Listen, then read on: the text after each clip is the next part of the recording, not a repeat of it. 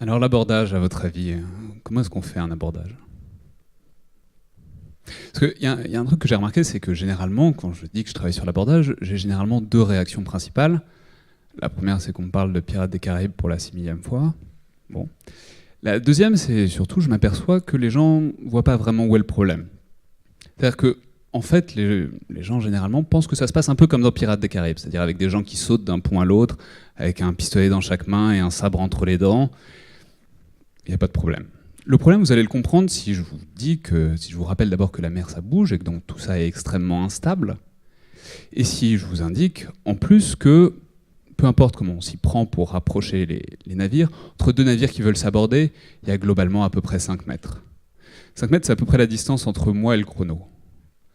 Alors, je sais pas vous, moi déjà, je suis pas sûr de réussir à le sauter comme ça. Mais si en plus je vous rajoute le contexte qu'il y a derrière, c'est-à-dire la mer, le feu, la peur, le vent, que je vous dis qu'il s'agit de sauter sur un bateau qui est plein de types qui sont là globalement pour vous tuer, je suis encore moins sûr d'avoir envie de le faire. Alors comment est-ce qu'on fait? Comment est-ce qu'on fait particulièrement au XVIe et au XVIIe siècle? Parce qu'au XVIe et au XVIIe siècle, il y a une grande rupture technologique, il y a un grand élément nouveau qui est l'apparition et la généralisation des armes à feu, notamment des gros canons, qui marchent encore très mal, mais ils sont là. Et on peut penser qu'ils pourraient servir à résoudre le problème avant, c'est-à-dire à éviter l'abordage, à décider le combat de loin.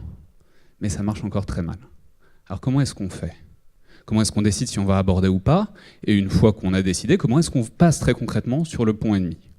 Et comment est-ce qu'on fait pour reconstituer cette pratique aujourd'hui?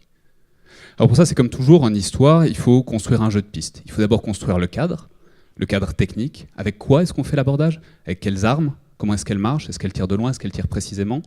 Et le cadre mental. Comment est-ce qu'on se représente l'abordage? Comment est-ce qu'on pense les avantages et les inconvénients? Et une fois qu'on a ce cadre, on remplit avec le matériau qu'on a, c'est-à-dire des récits, des récits et des récits.